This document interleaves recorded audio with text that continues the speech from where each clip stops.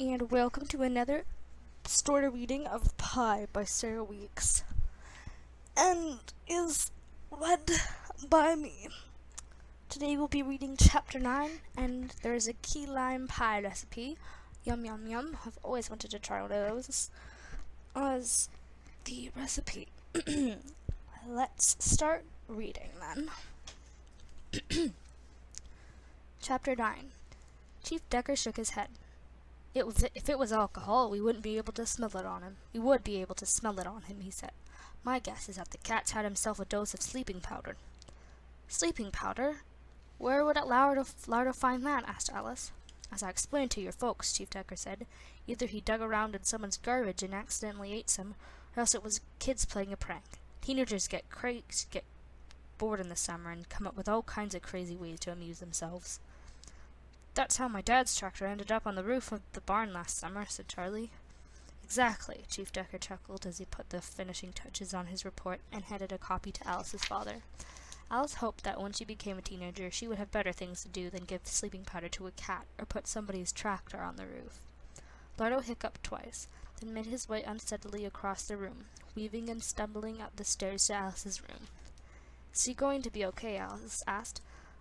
I'm sure he'll be fine by morning, Chief Decker told her. He just needs to sleep it off. I will say I'm mighty relieved I won't be spending my night trying to chase down a dangerous catnapper. He looked at Alice and winked.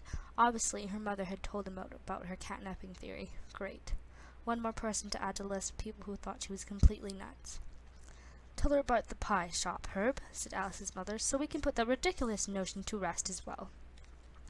Since there was nothing stolen, I suspect the break-in boils down to the same thing as the cat, Chief Decker told Alice. Kids looking for a thrill. I'm glad to know your aunt's medals are safe, though. Would have been ashamed to lose all those blueberries. They're an important part of this town's history. Speaking of blueberries, said Alice's mother, can I offer you fellas a slice of pie before you go? It's chocolate cream. Homemade? Asked Chef Decker. Very much so, said Alice. Very much so, said Alice's father under his breath. Did you make it, Alice? I know how you love spending time at the pie shop. I don't know how to bake a pie, said Alice. Mom made it. How about you? Mrs. Anderson asked Charlie. Would you like a piece too? Oh no, thank you, said Charlie quickly. He remembered that pie all too well. It's almost dinner time, and I wouldn't want to spoil my appetite. Nonsense. A growing boy like you. Run and get it out of the fridge, Alice, and bring a couple of plates and forks. Charlie looked absolutely mortified, but Alice had no choice but to do as she'd been told and fetch the pie from the kitchen. On the way, she overheard her mother proudly telling Chief Decker that if she had anything to say about it, Ipswich wasn't finishing making blueberry history yet. You sound like my Elsie, Chief Decker told Alice's mother. She's been talking my ear off about winning the blueberry herself this year. Can you beat that?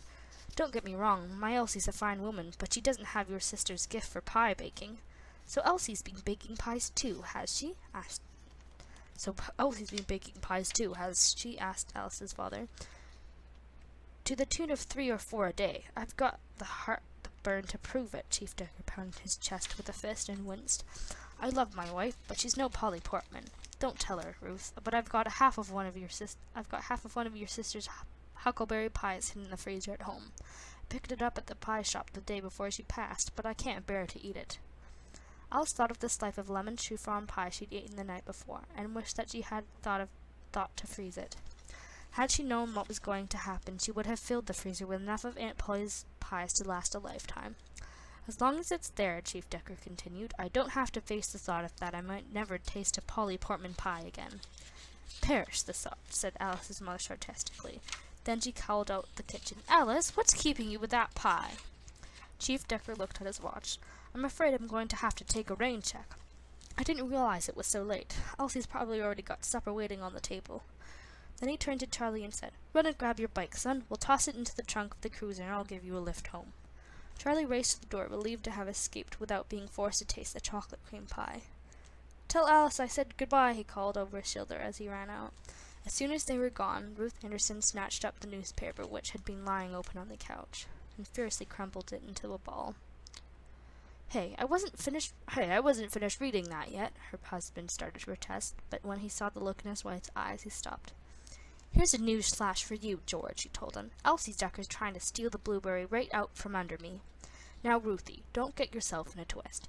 You heard what Herb said. Elsie didn't have Polly's gift. I'm sure her pies are no better than yours are. Well, if that isn't a backhanded compliment, I don't know what is. Mom, Alice called from the kitchen. Can you come out here, please?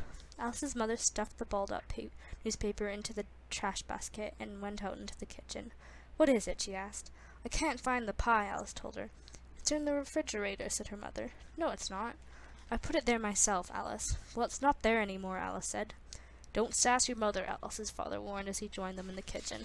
I'm not sassing, said Alice. I've looked everywhere, and the pie's not here. Don't be ridiculous, said her mother. Of course it is.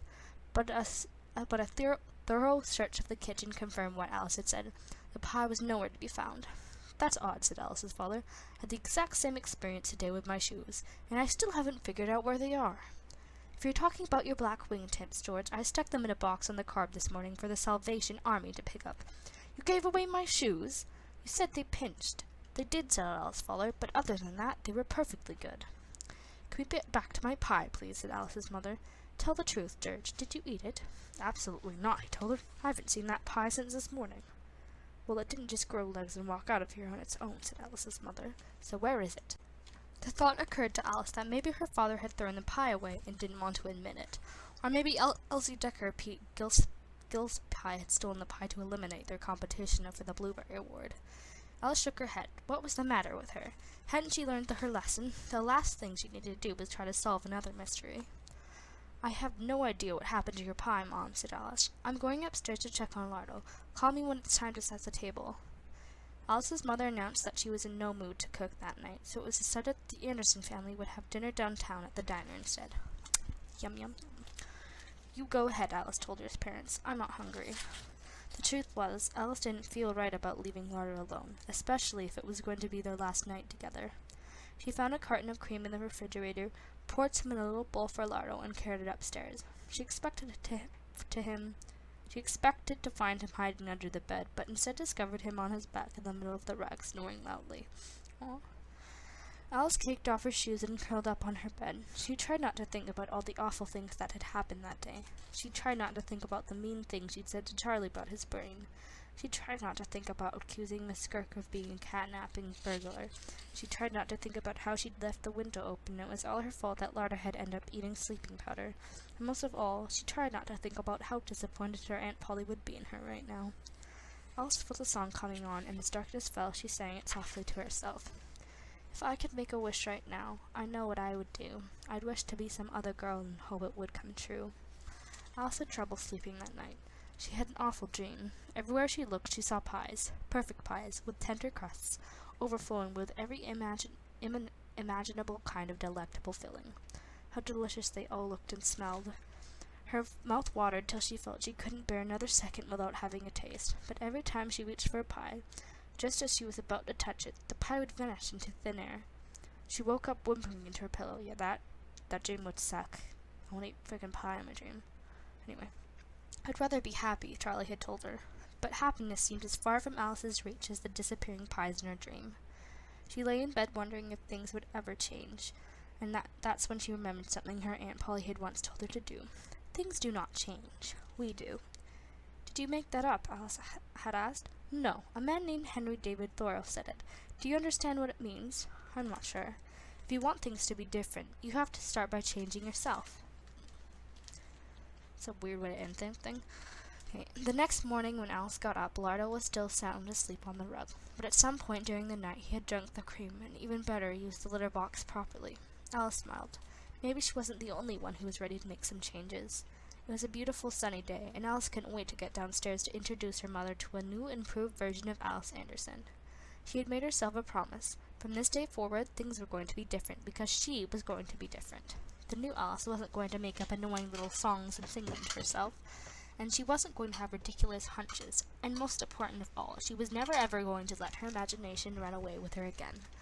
As she folded her pajamas and tucked them under a pillow, a happy song began to form in Alice's head, but she caught herself just in the nick of time. It would take some getting used to, but she was determined to keep a promise. No more songs, no more hunches, no more active imagination, although there's nothing wrong with any of those, but, Mrs. Anderson was in the kitchen frying bacon when Alice came downstairs. Her father, as usual, was reading the newspaper. "Good morning," Alice said cheerfully. "Good morning," mumbled her father without looking up. What are you in such a good mood about?" asked her mother over the sound of sizzling baking. "I was thinking maybe we could go shopping together today, Mom," Alice said, "for hats." Alice's mother turned to look at her. "Hats?" Alice nodded. "Nora and Needleman and her mother have matching hats," she said, "and I thought it might be nice if we had them, too, so we could be alike." Alice's father had lowered his paper and was staring at her. "What's gotten into you?" asked. "Nothing," said Alice. "I just thought it might be nice for Mom and me to spend some time together. We don't have to buy hats. We could just stay home and talk instead." "About what?" asked Mrs. Anderson, turning back to her baking and adjusting the flame. "Whatever you want," said Alice. "Aunt Polly and I did that all the time. She'd tell me what was on her mind, and then I'd tell her what was on mine, and before you knew it, we chatted away the whole day." "In case you haven't noticed, your Aunt Polly and I are nothing alike," said Alice's mother. "She may have had the luxury to sit around and chat all day, but I don't, especially not now." "A little shopping might do you good, Ruthie," said Alice's father. "Get your mind off this whole blueberry thing." "Oh, is that how it's going to be now, George? The two of you ganging up on me? Well, I won't have it. I'm going to get myself a new rolling pin today, and I'm going to make another pie, even better than the last one. I spent my whole life living in Polly's shadow, but those days are over now." "If you say so, dear," said Alice's father, returning to his newspaper. "I could help you, Mom," Alice said. After all, she'd helped Polly plenty of times in the pie shop. Even though she'd never made a pie herself, she did know a few things about how it was done. Alice's mother turned and looked at her. "You took it, didn't you?" she said. "Took what?" asked Alice. "My pie. That's why you're being so nice to me this morning. Look at her face, George. There's guilt written all over it." "She looks the same as she always has to me," said Alice's father, peering at his daughter over the tops of his glasses. "I didn't take your pie, Mom," said Alice. "Why would I do that?" "Because you're just like your Aunt Polly, that's why. 2 peas in a pod. You don't want me to succeed any more than she did." This was not going at all the way Alice had planned. She had pictured her mother smiling at her as they tried on their matching hats together in front of the mirror. Instead, her mother was accusing her of being a liar and a thief as the smell of burning bacon filled the kitchen. Alice's mother went on. "Polly took everything from me, even you. From the time you were a baby, you'd light up the sight of her, reach out your little hands to her. It broke my heart, but that didn't stop her. What Polly wanted, Polly got. All those hours you two spent together in the pie shop, she knew exactly what she was doing. She had to make sure you loved her more than me, and clearly she succeeded." "You're wrong," Alice told her mother, fighting to hold back the tears that had sprung to her eyes. "I didn't love Aunt Polly more than I love you. The difference is she loved me back." Alice turned and ran out the room and got out of the house, down the steps and out of the garage, tears streaming down her face. How could she have been so stupid to think that she could change herself or the way that her mother felt about her? "Alice!" she heard her mother calling back. "Come back!" But Alice didn't want to go back. Never. Ever. She got on her bike and began to pedal. She didn't know where she was going, and she didn't care. She just needed to get away. Away from the mother who couldn't love her. Away from the pain of missing her Aunt Polly. Away from a kitchen that would never ever smell like freshly baked pie. Away from everything. "Alice!" her mother called again. But Alice just kept riding. Away, away, away.